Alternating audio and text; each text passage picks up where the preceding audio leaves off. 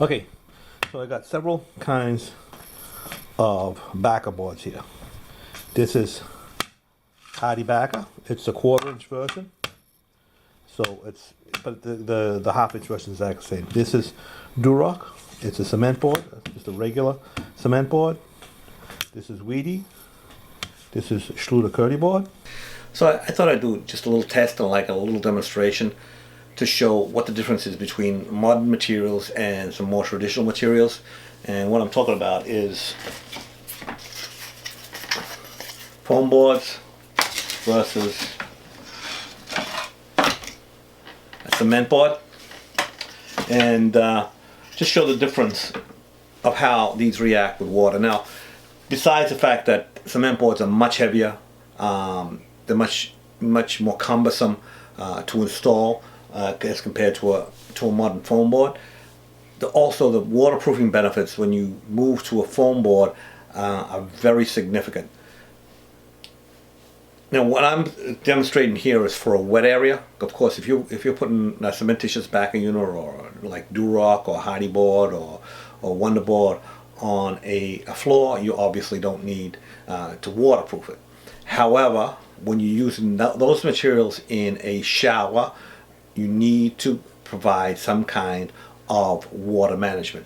And usually the water management will either be in a traditional system, will be behind the board as a vapor barrier.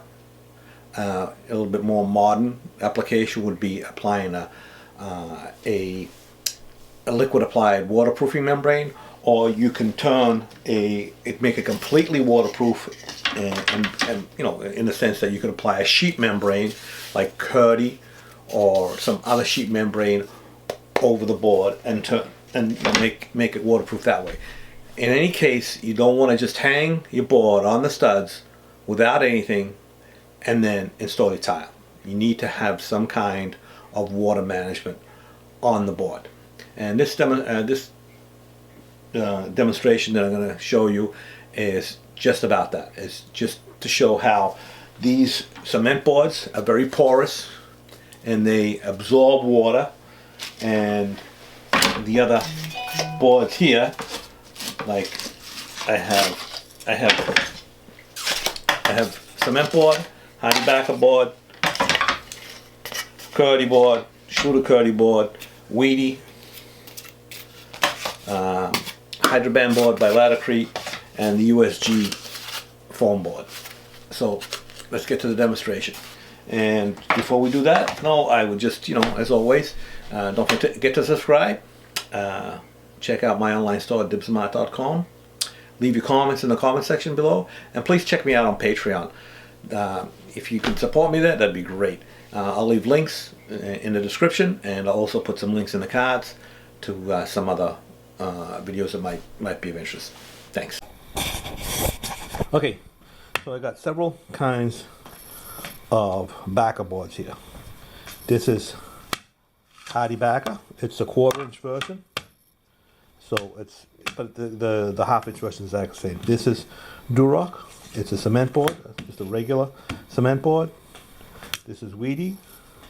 This is Schluter Kerdi-Board.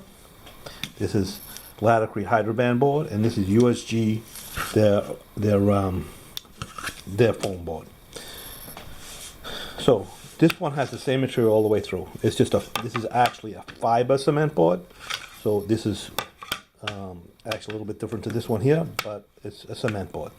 This is a cementitious backer unit, which is actually the same thing, same material all the way through. Fiberglass mesh in the front and the back to reinforce it. This is Weedy. It has this has a polymer cement coating on the front and the back, and this part is actually not waterproof, but the core is completely waterproof. Kerdi-Board, waterproof membrane on the front, waterproof membrane on the front, and the foam core, which is also waterproof, and same for the Laticrete Hydroband board, waterproofing on the front, waterproofing on the back, and the foam waterproof foam core, and again for the USG foam board. So these require waterproofing when you install them. Either you need a vapor barrier behind them, or you need a topical waterproofing on top to make them waterproof. These will absorb water. These ones here, on the other hand, are completely waterproof as is. The only thing you have to treat are the seams and the curve and the corners. This is what I consider a modern system. This is what I consider a traditional system. I feel these are better than these. So I'm going to do a little demonstration. So I got some water here. I'm just going to pour a little bit on each one, and then we're going to let it sit for a few minutes. See if I can keep them going all over the counter.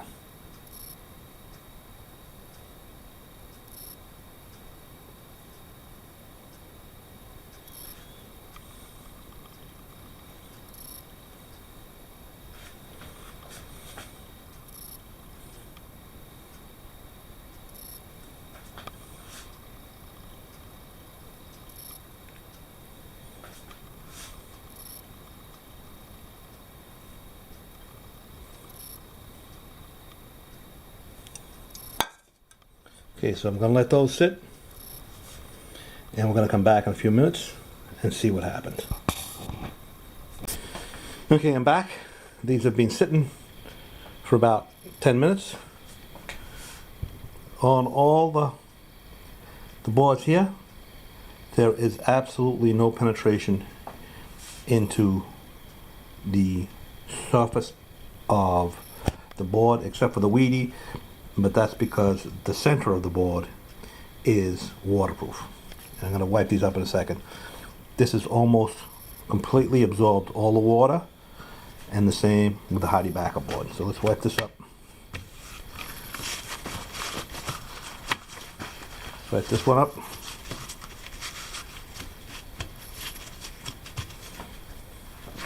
Wipe this one up.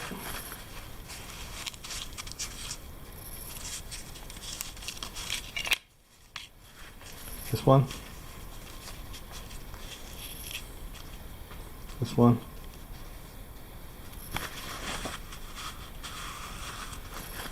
And this one.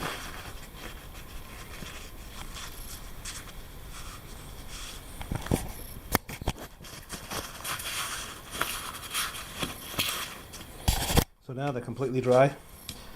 Completely water safe. Completely water safe. Completely water safe. And then I spilled a little bit here. This is the core.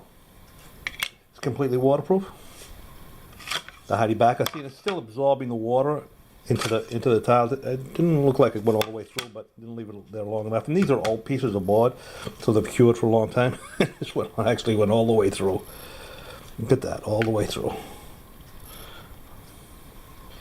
All the way through. So, and these ones here are obviously dry on the back. Dry in the back, dry in the back, dry in the back. This one here is just the Hardy-Backer, which really wicks it up. So that's interesting, huh? All the way through.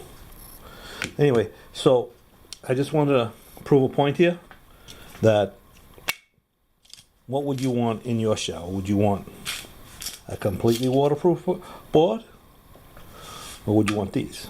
When you see someone installing these boards and they're not taking the appropriate actions to install them, and by that I mean either you need to put a waterproof vapor barrier behind the board, or you need to apply a liquid applied waterproofing membrane in front.